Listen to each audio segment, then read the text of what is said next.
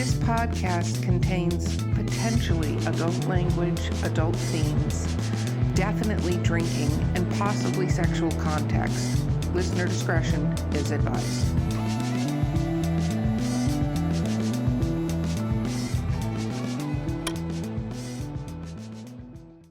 Welcome to Drinking with Authors, the podcast. I'm your host, Erica Lance. I want to first say, please like and subscribe. I've forgotten to say that for literally hundreds of episodes, so now I'm saying it. So like, subscribe, and review. And if you have an author you want us to talk to, or you are an author that wants to be on this show, please email us at drinkingwithauthors@gmail.com. If you want us to find an author, we're really good at hunting them down. So thank you, listeners out there. We'd love your feedback. And with that, my co-host today is the amazing Valerie Willis. Yes, I am amazing. Thank you. I almost wore that same shirt, and I'm so glad I didn't, because that would have been so weird. The cheese. I love the fold in the cheese. Okay, and our amazing guest today is S.G. Blaise. Woo! Woo! Thank you for having me. Yeah, of course. Let's talk about what we're drinking. I am drinking out of a very old Drinking with Authors swag cup. I put gin and juice together. And that's not what gin and juice is supposed to be, like the song Gin and Juice from Snoop Dogg, but it's pretty close. Oh, our sponsor today is Skunk Brothers Spirits. DWA10 is the coupon code. I have to remember all of the things, which I'm not necessarily good at. Val, what are you drinking? Irish coffee, because I'm still waking up, but now it's got an extra bite. I like it. Maybe I should start my day like this more often. Probably not. We've seen you get drunk. That's not a good idea. SG, what are you drinking? Iced coffee with a splash of Baileys. Oh, we match. Twinsies. Everybody's twinsies today. So I just chewed on ice, which was a bad idea. SG, what, for the audience out there that may not know you, what do you write? I write sci-fi fantasy, and I have the Last Lumanian series out with 2 books, and the 3rd coming this December. Woo! Very, very cool. Awesome. So when did you start writing? I started writing in 2014 after a year of deliberating whether I should start writing or not, to which my husband very eloquently said, just shut up and write. He did mean it in the best possible way. And that was the beginning of my writing journey that started in 2014 and ended with publishing the first book in 2020 in the middle of the pandemic, because why not? Why not? We're not going to let anything stop us. We're very fond of doing things in the middle of the pandemic, as you. Right? I don't think there's other ways to do things, right? And so that was the beginning, and then the second book followed the next December, and then the third book, which I can't believe I'm on the third book, is coming out this December. That is very, very cool. So why was there a year-long debate about writing? What was the debate for a year? How do you have a year-long debate? The inquiring minds want to know. It's because of fear. I let fear stop me for a whole year, and I found very good logical reasons why I shouldn't embark on writing a book, because it's hard to Uh-oh. And I had all there, it's okay. You blipped. I blip all the time. It's totally fine. We love technology. So I had all logical reasons to explain away why I shouldn't write, as opposed to just do it.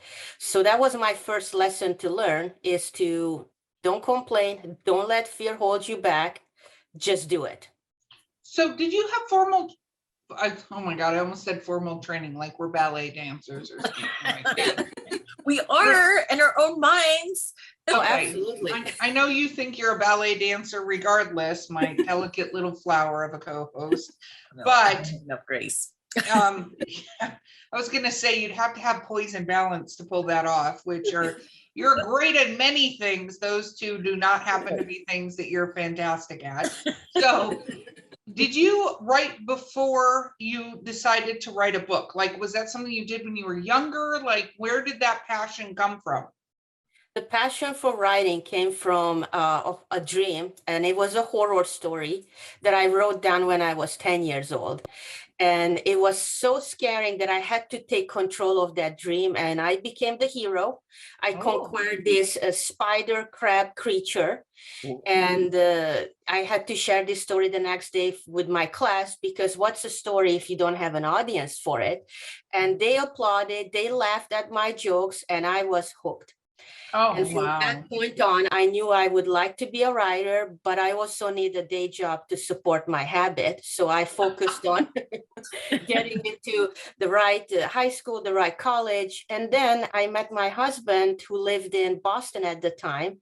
And I moved to America, and I realized I don't speak a word in English. Even though I had 12 years of passive knowledge, I couldn't say a sentence.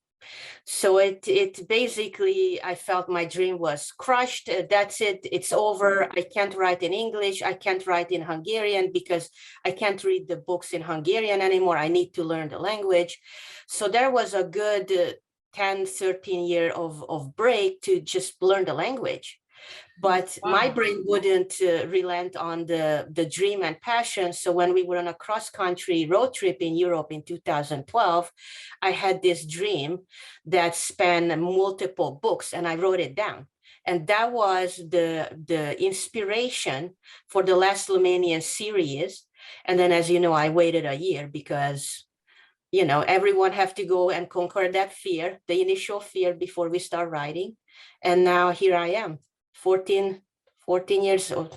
I don't even know. You do the math. I'm terrible at math. I was going to say, you're asking math years. here. Yeah, we years. don't math. That's Don't not a math. skill set we are proud of whatsoever. So So let's go with 9 years of writing journey. I love that. I also love that your books are inspired by dreams that you have. Thank you. You know, I think that's awesome. I don't actually hear that really frequently, that books are inspired by dreams, because my books are inspired by taking real people and then deciding how to kill them. That's how.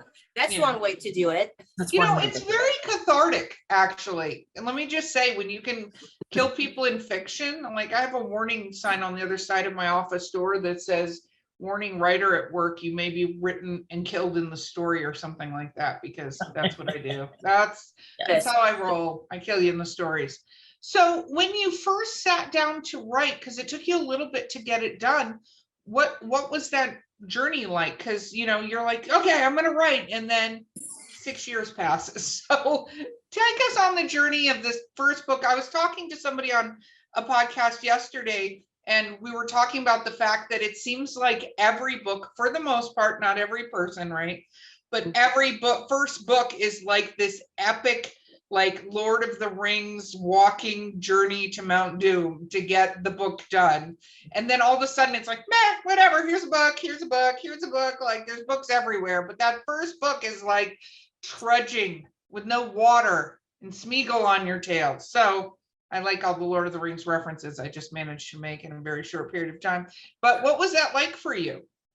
Well, I love the Lord of the Ring reference too. So the first book was basically a floodgate. When I sat down that first month, I didn't even get up for 30 days. It was basically just from morning till evening, just writing. And I managed to produce 150 pages only to realize this is garbage. I don't know what I'm doing. Everyone's happy. This is not a story. What is this? So I started to look for other venues to learn the craft, because what I learned in high school is not the same as what my son is learning in middle school for creative writing. So I knew I had zero knowledge, but that didn't stop me. So I started to take workshops, writer conferences, reading how-to books, 6 rewrites from blank page. That's what the first book took to develop into a story that it is today. And that's what allowed me to develop my writer's voice, my craft, and figure out the direction the series will go. Wow. Yeah, there's Go ahead, Dawn. yeah, I tell people all the time, first off, we're in a wonderful age because we have access. There's workshops, local library systems that are constantly promoting things for writers and things like that you don't necessarily need a formal education in order to learn how to write professionally. But there is a huge difference between writing as a hobby and telling a story for yourself, and writing to tell the story to an audience. So what are some of the first like things that you had to shift, or that you discovered that you were missing in those early workshops and things? Like what advice would you give to someone sitting down and doing that transition from writing as a hobby to writing professionally? Well, beautifully said, Valerie. It is a big shift, and it starts with perseverance and hard work. Hobby writers, they think they write a first draft and then it's good to go. And it's usually not the case, especially when the author is in the beginning of her journey, because we have to learn how we write. We have to understand our genre. We have to understand what it takes a story to be a great story. And so that requires some form of craft, maybe structure, whatever it is. Each writer has to develop their own method of how they create that story, how they tell that story the best possible way. So that's my first advice, is to dive into the how-to books, go to writers' conferences, read books that are big in your genre, learn from them, see what works, see what doesn't work, and go with your instinct that will allow you to develop your own writing method. I love that, because that's true. And I love the fact that you realized, and no offense intended, that you weren't good at it. Because a lot of people will write those 150 pages and be like, this is the best thing that was ever written in the history of the world. And from all of us that have had to redo manuscript 1, or just chuck it, Val's in the middle of redoing manuscript 1 right now. We're almost done with redoing manuscript 1. She wrote a young Like adult series. There was 3 of them, but one of them was in high school. Yeah. Nice. Yeah, it was a brilliant rendition of this young adult story that has had to be edited. Yes. One more. I promised myself this would be the last revision of this piece, because the last time I revised it, I've learned loads of things, and the story and characters are solid, but that I didn't know my writing voice, and now I do. So now I'm like, okay, I don't have to like go to the same level that a news story does, but there's still those little clunky parts that I wanted to filter out for the sake of the reader. So it is definitely like and as a writer, you should be always learning. Like it's never, you never stop learning to be to be yourself or develop your voice. And I think it's great that English necessarily wasn't your first language. You not only mastered English, but you mastered it to the level of your own book 3. Like that is, congratulations. That is amazing. I just Well, not only that, you can translate your book into Hungarian, which is kind of amazing. I don't know if you've thought about that, but not a lot of people have the option of translating their own book into something else. I was getting nervous about translation because I'm like, how does this sound in this other language, But It's a thought that occurred, but I have to be honest with you, Erica. It's something that scares me even more than writing in English, because I feel like I lost my beautiful writing language that I had before I started to switch to another language. So now I can speak Hungarian, but it is not a literary language. It is kind of slangish. It is a Hunglish, there's a little bit of Hungarian, a little bit of English. So for me to embark on translating, that would mean no English, no reading in English, just focusing on that to refresh, so that the translation could shine. So I would probably hire a professional and then double check. That's fair. I love that. That's kind of amazing. So you published during the pandemic. How did you publish? Were you self-published at first, or how did you go? Where did you go to begin? Absolutely. So I self-published the first book because that was always the plan for me, and I spent the whole year of finding freelancers, website designer, cover designer, interior designer, so on and so forth, that helped me to create this team that is now my publishing team that I tap every time a book is coming out. Hey guys, I need a new landing page, which we're actually working on right now. And we're creating the website that's actually, have characters, maps, an immersive, experience for the readers. But it started with that 1 year of searching for illustrators, one for characters, one for the map, and going through the interview process, doing the due diligence, and figuring out, is this a team that we can work together? And they're phenomenal. I am so happy to have them on my side. And that was the first year that led to the pandemic. I didn't plan it that way. Suddenly we were neck deep in there. And we said, we have to get this book out. We've been working on this for so long. We cannot let the pandemic stop us. So we published in 2020 summer. And I have to say, if you guys listening have not gone to sgblaise.com, it is amazing. Like one of the best author websites and designs I've seen in a while. Thank you, Valerie. And I love your little character section. It's really nice because you get little profiles and things like that. It's well done. So it's not very often that I'm like, ooh, it's eye candy for sure. Thank you. That was the whole point. And that website was at least a good 2 years in a progress. We had another website in place, and then we were developing. The whole format is to mimic a book.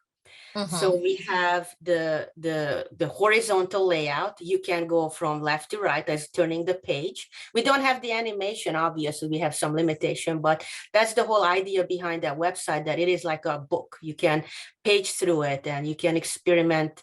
There are Easter eggs on the map. We're gonna launch a new map and there is an Easter egg on it. And I hope the readers will find it, because we've been planning and working on that baby for 6 months now. That is awesome. What made you decide to do that? I mean, I talked to so many authors. I mean, if you listen to the show, that some of them don't even have websites or newsletters, which shame on you if you're listening right now and don't. Get your shit together and get your website and your newsletter. But you went way beyond that.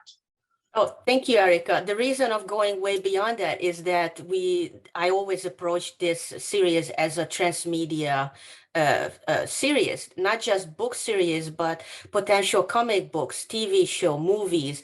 And so that was our starting point. And I knew that I had to lay down the foundation for that starting point. And it started with a website that could become a transmedia hub, and have the series develop it in a way that creates options to have, comic book series, something else, app games, whatever it is, you name it, we're ready for it. So that's how we started. And I say we because my husband is my huge supporter and also a tremendous help. I couldn't have done it without him. So there was a lot of brainstorming going into it. And that was the foundation of this hopefully big transmedia that the Last Luminian series will turn into one day. Very cool. Now, you said you have a middle school kiddo, right? He's in high school now. He was in elementary, then middle school. Yeah, he heard this whole book series read out loud for 6 years, and I knew it was good because he was chuckling in the background. So that was just adorable. We didn't realize he was listening in. My husband would read it out loud so we could track the flow. And my son was playing in the family room. He was like 8 or 9 at the time. And then we hear this giggle coming from the family room. So I knew the book was good for 8 to 9 years old at the time because he was laughing. But he's been with this process quite a long time too. So has he read all of them then? He read the first 2. He's going to read the 3rd one. I'm working on copy edit. So he very generously let me know that when you go through copy edit, Mom, I'll read it then. So he's doing that's what I'm working. Yeah, it's like, just take the grammar mistakes out, Mom. I don't want to deal with that. I'm just kidding. Oh my gosh, that's so amazing when your kiddos decide to read your work, right? Thank you. I think that is so awesome. So what about, so what made you decide to go the self-publishing route versus finding a publisher? I decided to go on the self-publishing route because of the knowledge and research I did into this path. You know, a lot of writers' conferences were comparing the two paths, and I noticed there were, you know, advantages and disadvantages for both. And it seemed to me that self-publishing had more advantages, you know, the creative freedom. I published a book when I'm ready, and a couple other aspects that really was something that I favored. So that's why I chose to go the self-published or indie published way, if we like to call it that. And it worked out so far, knock on wood. You know, I talk about this a lot because I occasionally teach, you know, what I call the self-publishing boot camp, and it's like a 6-hour thing. And we always, I always start it with, you need to know right now that your decision making for all the parts, and you're going to wear many hats through this process, and you have to decide, do I have more time or more money? Yeah. And then in between is when to do one over the other. Like, know your weaknesses and know when you should be spending money to have a professional pull something together versus, do I have the time to master this so I can move on to the next level and treat it. And I'm like, and congratulations, you've become a business and your book is your product. Like, how much of that resonates with you through this process of self-publishing? Very well said, Valerie. Treating the self-publishing as a business and the book as a product was an easier way for me to handle it, because I could put on my business hat, as you said. I'm thinking logically. I'm not creating here, so I could focus on the steps, the milestones I needed to achieve and check, and I could have the timeline planned out. You know, the deadline for when the editing is done. What's the next step? You know, just because we're working on the edit doesn't mean we can't work on the website. So it allowed me to create the logistical plan that could support the business side, and then switch to the creative side when I'm developing the next book, which I'm going to start soon, the fourth book.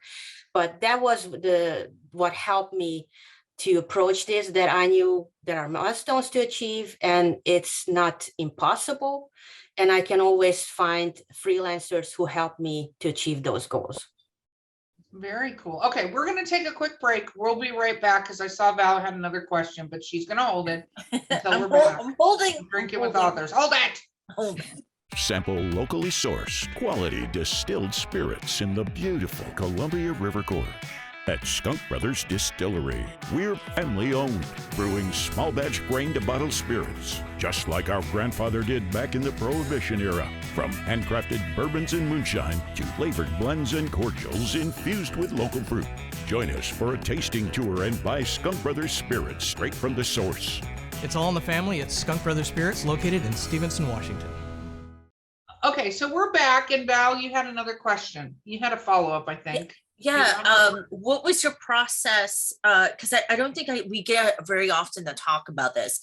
Like, when it came to finding the people to help you achieve this amazing level of website and stuff, were there key things that you were looking for in your freelancers? Like, was it a background in the genre that you were aiming for? Like, what were some key things that were must for each contractor? The key thing I was looking for was definitely the skill set, that they've been doing this for a while and that they are passionate about what they're doing, because that's how I approach my writing. I'm very passionate about storytelling. And I was very fortunate that most of them were recommended by a friend. Okay. So I didn't have to do a very hard search. And they do it usually after hours. They have a day job. And then they do it on the weekend, and that's how my team came together. Of course, the cover designer, he's been doing this for over 10 years. He's in London, and that's all he does. He does covers. So that one I found on one of the independent book publishers, website that had a resource recommendation. Highly recommend to check them out. It's easier to look for cover designers. They already vet the freelancers. So I wasn't so afraid to approach them. And it's important to find someone that's what they do. It's not just a hobby, but that's what they do. And that was my approach. I think that's great. Finding somebody, actually, I heard a terrible, who was telling me this? I think CR was telling me this, that there was on Kindle Unlimited, she got 3 books from 3 different authors that all had the same exact cover. The only difference was the name was in a different font. Like Val's mouth is hanging open. So whoever did that cover, either it's one of 2 things. Either somebody is selling that cover and CR akined it to, you remember in what is the dictatorship? What is it, that movie where anyway, Kirsten Dunst, and they end up selling that same cheer routine to everybody, like up and down the coast. So like 5 different teams are doing the same cheer routine. Bring It On. That's the name of the movie. Bring It On. I'm fine. Yeah. It took me a moment. It's okay. There's a little, there's some gin. But I thought that was interesting because it's either that or somebody goes on Shutterstock, finds an image, and then does the creator. The thing is, it gets very dangerous when you do that sort of thing and you don't have originality in your books and you're not making changes and you're just throwing a picture that you find. Word to the wise, don't do that. And then look at the cover artists and make sure that they're not peddling that same cover over and over again. Like if you buy the cover from them, make sure it comes down off their website and it's not romance cover 1, 2, 3, 4. And then, because then 10 of you might have romance cover 1, 2, 3, 4. And that's just it. Make sure whoever you're buying the templates from only sells the template once. Yes. It's a big thing. And luckily Shutterstock just did a update and now they flag and tell you how high of usage or how many downloads roughly a picture has. And that change only has happened in the last year or so. So it's really nice because now when I look at images, because I also do cover design on occasion, I can be like, ooh, this one's got high traffic. Let me see if I can't find one with lower traffic, because the chances of having that same girl on the cover is going to be a lot lower. Because I know once you find an eye-catching image, it's not just catching your eye, it's a good photo. Yeah. Now I'm losing my voice. It's a great advice. And the other advice is that there was a reason I didn't create my own cover, because I am not good at it. I probably would have sucked at it. And I had I was able to be honest about that. And I didn't try to tackle and learn and figure out, because the cover is so important. That is the first thing anyone sees about your book. And I'm hearing so many times from other author friends that I'm just going to design my own cover. Please don't. If you can find someone whose job is to design covers, so your cover could be the best, not just something that's good enough. Don't aim for good enough. It has to be the best. No, and I think that's a great way to look at it. And if you're going to self-publish, no, because this is something you can talk to as well. You're going to have to spend money to self-publish. If you want to self-publish and you want to do it right, you're going to have to spend money to make that happen. And it's not, I mean, it can be great and you have creative control and all of that stuff, but it can be expensive as well. Are your books audiobooks yet? Yes, I have 2 audiobooks out. Very Thank cool. you. Very well done. Look at all the things you're doing right here. Awesome. Like epic gold stars across the board. Well, thank you. Don't jinx it, Erica. Don't jinx it, please. I'm not. I'm knocking on wood. I don't know how to do other Just know things. that now you've become my new example for how to self-publish properly. Like, go to SG Blaise and look at that. That's how it's done. Thank you. I have resources on my Instagram for anyone who's looking for freelancers. I always do the self-published resources, and I do shout outs for aspiring authors. So I recommend anyone who's interested to visit my Instagram at SG Blaise official. And there's always something they can find there. Very, very Awesome. cool. So let's talk a little bit about your actual writing process. So besides the 30 days you spent writing something you basically lit on fire and tossed in the trash and started again. What is your writing process? We've all done that, so that's not like some super secret. What is your writing process like? The writing process for me looks like 3 to 4 months of developing the story and then diving into writing it. And the third one I wrote in 19 days, actually. I did take 6 days of breaks, so technically it's 24, but it's all because of the notes. Thank you, Valerie. And I think it helps me to get into the groove of writing. I don't have to think too much. It's basically my writing prompt. My notes are my writing prompts, and then I just write. And I don't set a word count. I don't pressure myself to do every single day. I just try to get into the groove and write it. So let's talk about this outline then.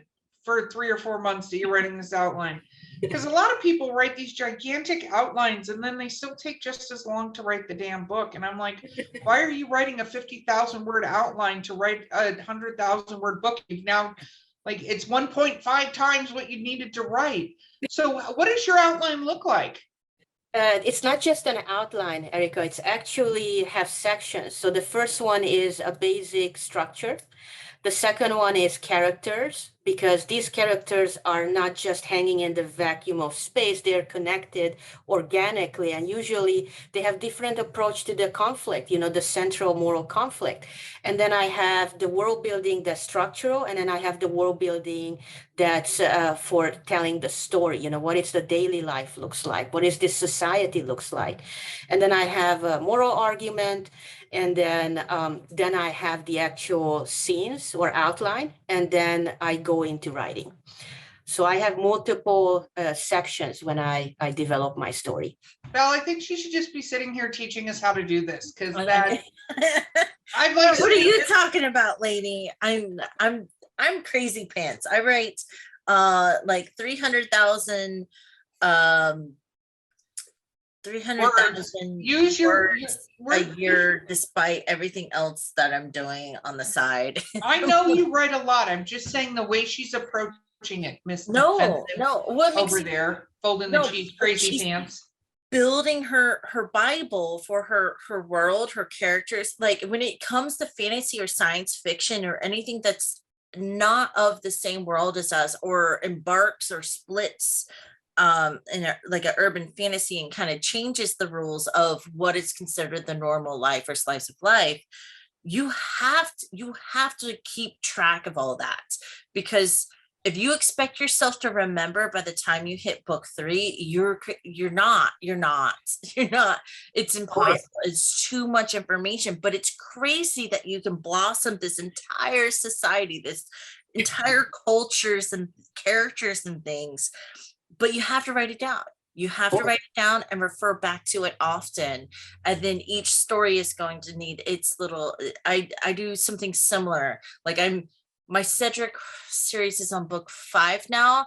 And I'm like, okay, I have to reorganize my world book, because now it's getting too hard to find all the info. So I'm like, okay, I got to restructure this so I can refer back to it better. But absolutely. In fact, Valerie, I would recommend you a website. They have a desktop app. It's called Campfire. And that is the most amazing world building organizer that I've ever seen. I use another writing program when I develop my stories, and each book has its own file saved separate. But I got to the point, as you said, when my world building is about 1,000 pages at this point, and they evolved. I have to track, what was in first book, second book, and I have like 500 folders on the side.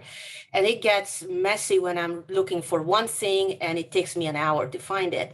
So this Campfire program, they have the sections of characters, locations, magic, animals, etc., but it's in a fixed location.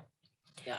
So it's not like with Scrivener where you add a folder, it goes on top of it or under it, right? So suddenly you have all these folders that just go on forever. This is fixed location. So when I need my characters, I just click on it, it expands. And then I have my folders. I have my main characters, my antagonists, minor characters, so on and so forth per books, right?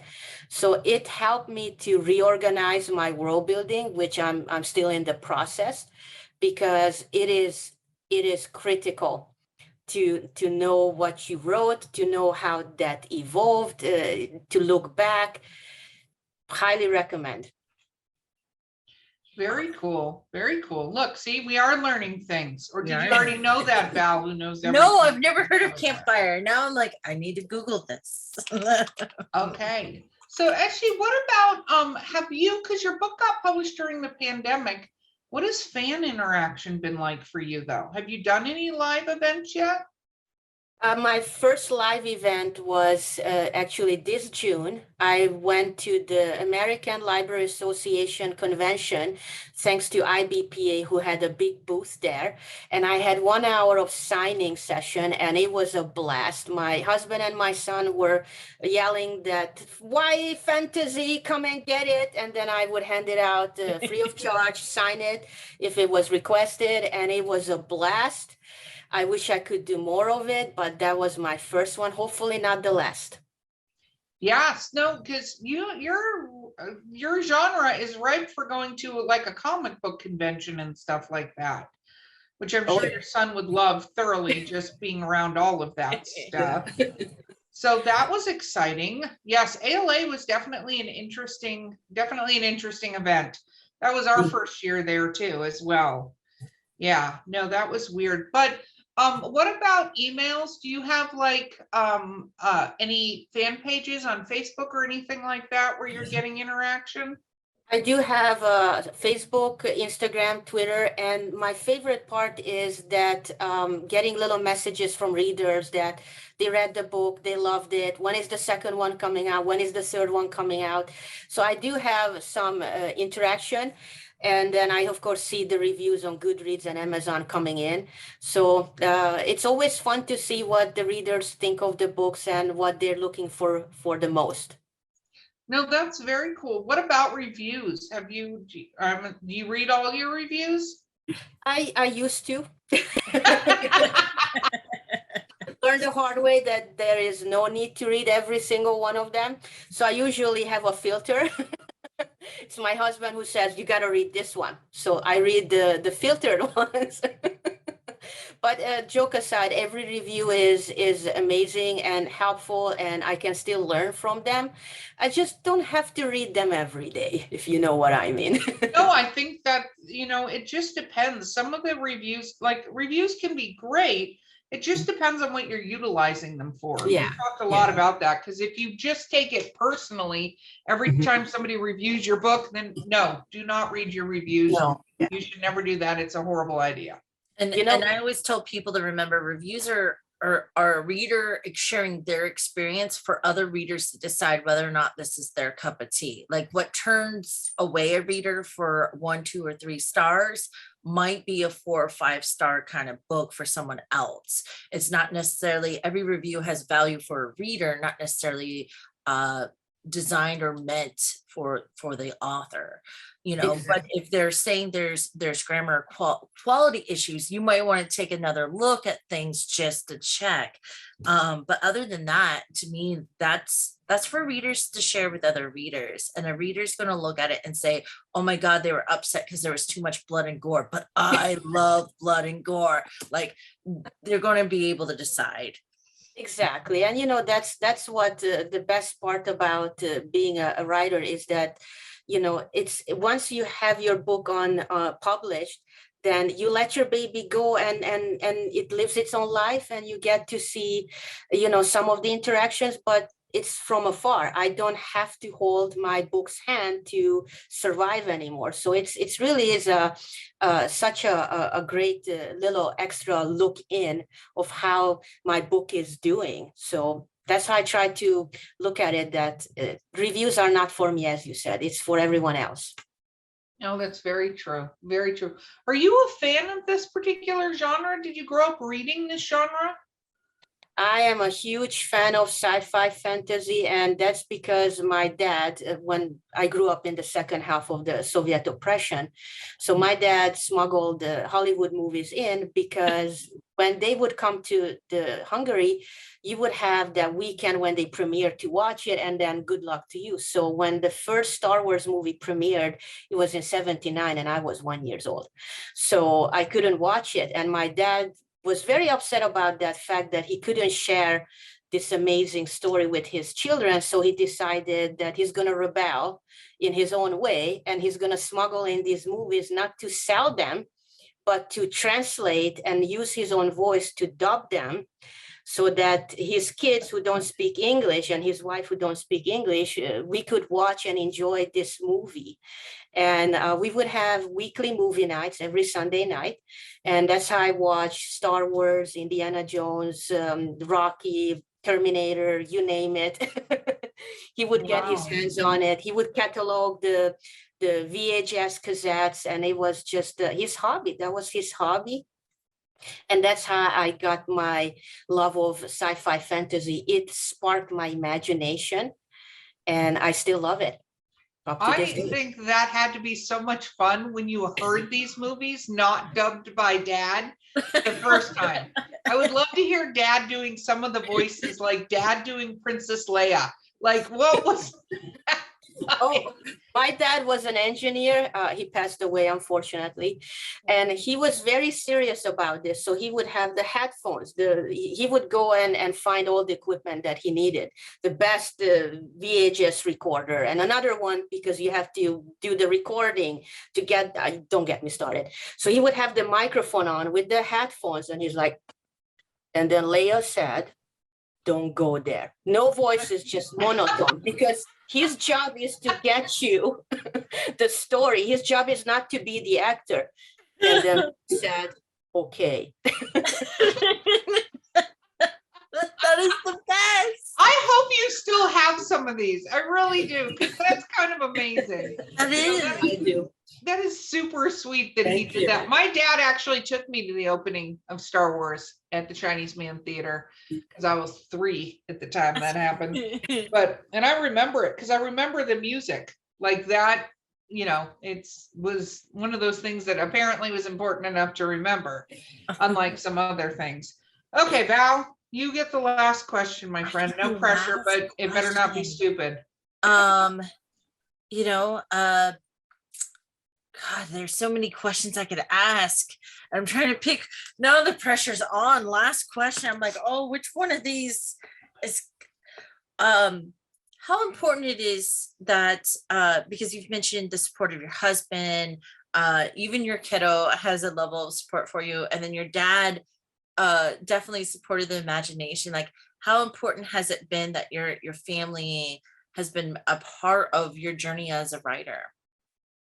I have to say that having my family's support, and I do have to add my mom who lives with us, she does her own support, chocolate chip cookies mainly. Yes. Fuel the starving writer's soul. It's imperative to have that support, because my experience was that I wouldn't even call myself a writer for years. I was almost embarrassed to say I'm a writer, because, oh no, what would other people think? I'm wasting my time writing a book, right? But it was serious to me. And my husband and my son and my mom, they both made sure that I knew they took it seriously. And in fact, they were my first alpha readers, not even beta readers. They were my alpha readers. My poor mom, she doesn't speak English, so she read whatever she could. But that support enabled me to keep going and to not focus on anything else but the writing itself, and to know that they're always there to have my back. That is so awesome. And That's a good amazing. question there, Val. I think That the was support a system great is question. amazing for people. Okay. SG, shameless self-promotion time. Let's talk about your books and how to find them, including your upcoming book. What is the title of book 3? It's not revealed yet, so Oh. I can't share it. I would love to share it, but it's going to be revealed in a week or two, hopefully when the website page is ready. So the Last Lumanian series have 2 books out, The Last Lumanian, which is the first book, and then True Terran, which is the sequel, and it's available wherever books are available, Amazon, Google, Apple, so on and so forth. You can find me on Twitter as SG Blaise Author. You can find me on Instagram at SG Blaise Official. And I have a Les Lumanian Facebook page where fans can leave comments and check out all the news. And I also have a newsletter that you can sign up on my website, sgblaise.com. I didn't forget. Very good. Very good. All of those things. So, SG, it has been amazing to have you on here. Thank you so much for joining us today. Thank you, Erica and Valerie, for this amazing opportunity. I had a blast. Yay, yay. Okay, guys. So this has been Drinking with Authors. Our sponsor today has been Skunk Brothers Spirits. I said it correctly. Coupon code DWA10. Don't forget to like, comment, and subscribe to our podcast. I wanted to say something. I wanted to say something. Do you think that helped? I think so. Go back to your coffee. Okay. Anyway, just kidding. Anyway, guys. So my co-host has been the always fun to have around Valerie Willis, and our guest has been SG Blaise, and we will see you guys next time.